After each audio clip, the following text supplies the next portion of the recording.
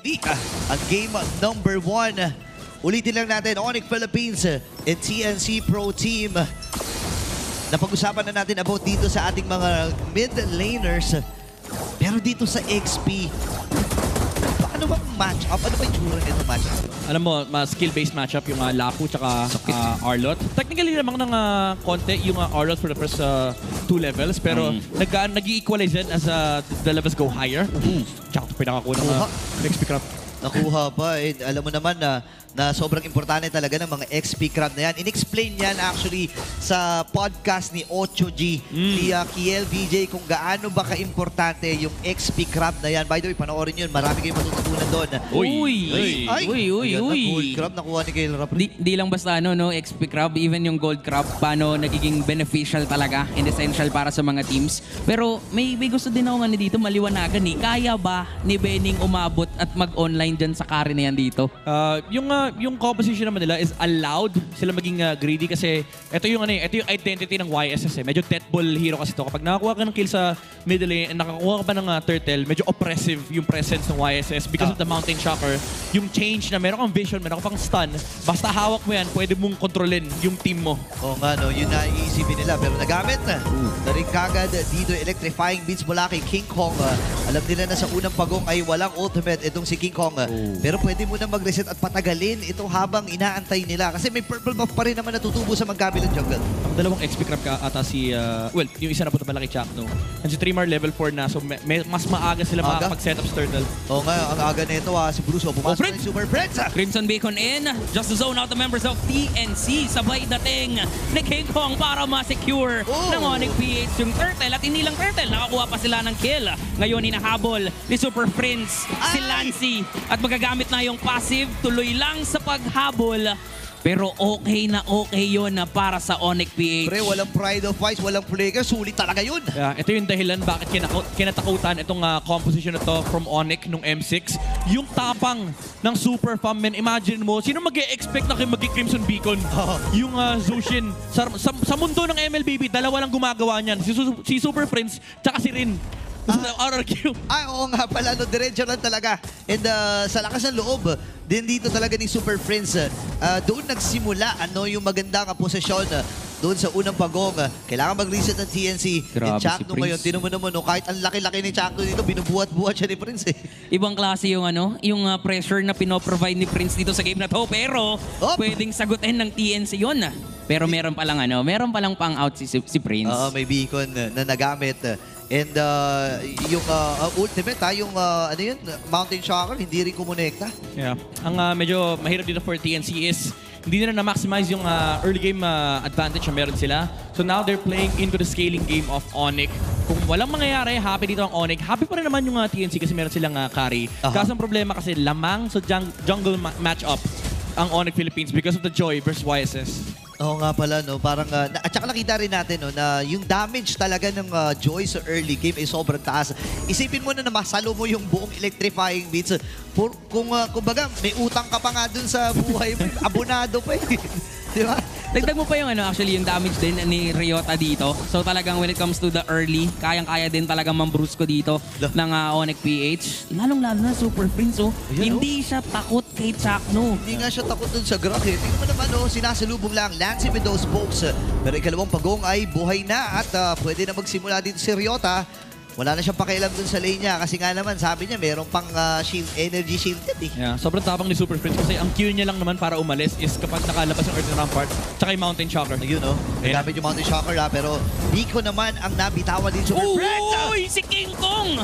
Yung nakita daw ng Violent Slash ko connecta sa Super Fam. Rekta na mag-free hit dito ang mga miyembro ng TNC pero same na lang din naman kay Kelra. Free hit lang din sa likuran. Makakakuha ng dalawa at meron pang turtle dito ang Super Fam. Sulit na sulit yun dalawang jungle ang namatay. Kasama pa ang isa sa TNC. Tapos pagong nakuha pa ng Onyx. Yeah, lamang ang Onyx kasi nandoon yung Granger. Lamang sila sa damage output, lamang sila sa early game. Pero that setup from TNC, grabe yung binitawan ni Chakno tsaka ni Trimar. Providing the entry point para mapatay nila si King Kong. But again, unfortunately, lamang lang sa early game dito yung Onyx because of the Granger. Ngayon makikita natin na nakabasag na si Kelra sa may bandang ibaba. So medyo sisikip yung right side ng mapa dito ng TNC. Pero balikan natin yung replay. Paano ba nagsimula yung team? Ayun, no? Tectonic charge. Long Trimmer. Ayan, oh, Dash, may fire. vengeance. Oh my goodness. Wala lang siyang vengeance kasi ginamit sa pagong. So kung imagine mo kung meron. Oo nga. Oo, sunod-sunod na vengeance talaga mabibitawan niya. Kaya lang, nabukulan sila. Dalawa ang namatay. Chuck at itong si Zaida. Pero ang mahirap dito, dalawang death na si Zaida. Alam natin na mahirap to pagka ikaw ay YSS. Doon din natin nakita na kulang pa sa damage yung TNC. Especially scaling talaga yung gold laner nila, which is si Benny. Nakita natin, ganda ng free hit niya eh. Kaso lang hindi talaga nga enough yung damage output. May conceal? Papunta sa baba. Oy, Papunta sa baba. Yun Si lang. Benny dito ay pwedeng maipit. Pero atake na si Brusco. 1v1. Atake. Dadating naman si Ryota. Sakit. Delikado. At pinatay ng Super Fam ang bagyo na nagmabadya doon sa bottom lane. Technically, solo kill. Mula kay Bruce na bottom siya. Kanina pa nagbabanding yung Execration Boys eh.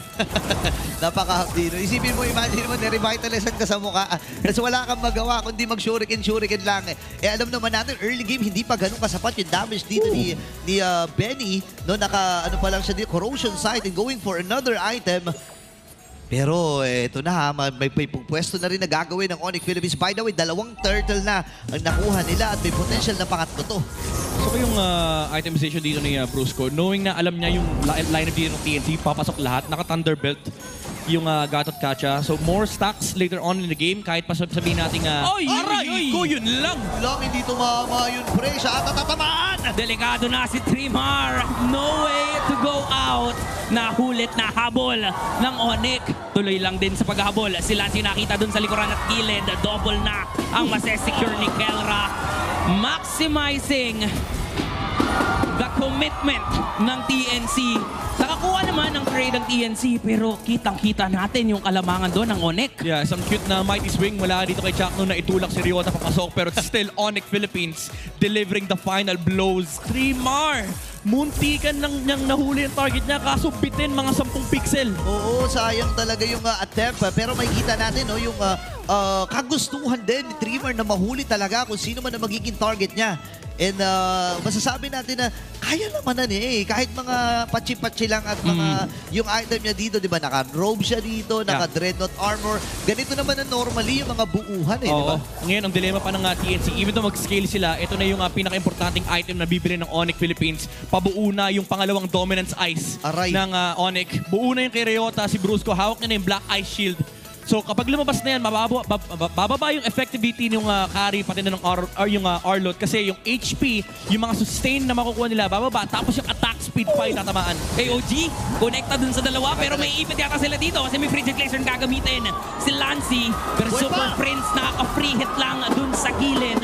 Buhay na buhay pa rin naman ang dalawang teams. Ito may lakad ni Ryota. Pre, tabi!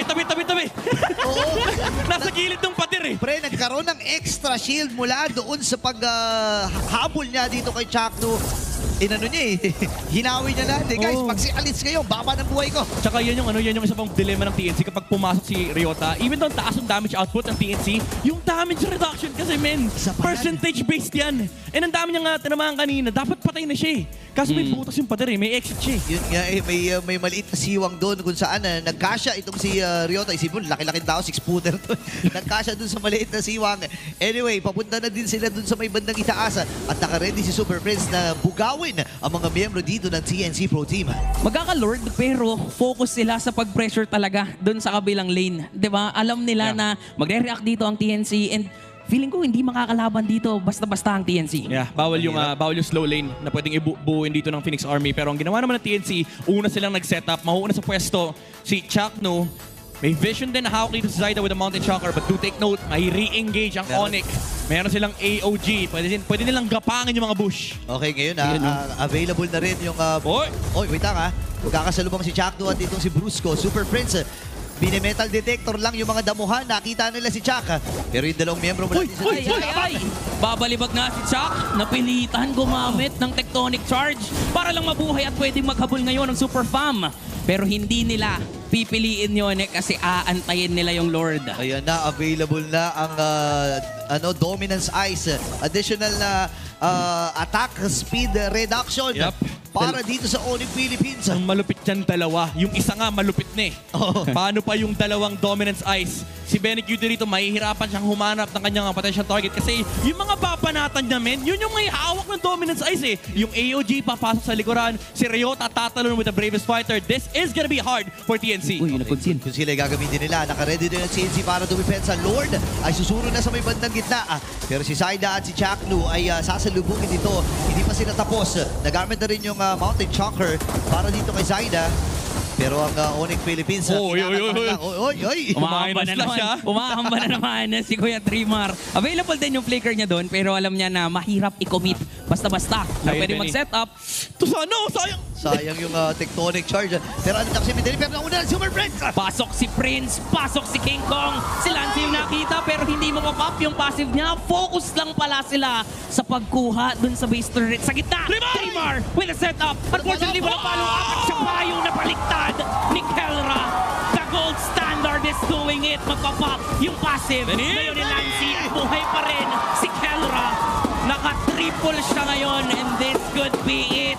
Pwedeng dito na tapusin ng Super Fam ang reunion na to. That's Sa it. reunion at pagkikitang muli, That's it. ang mananaig ay ang bonding ng pamilya.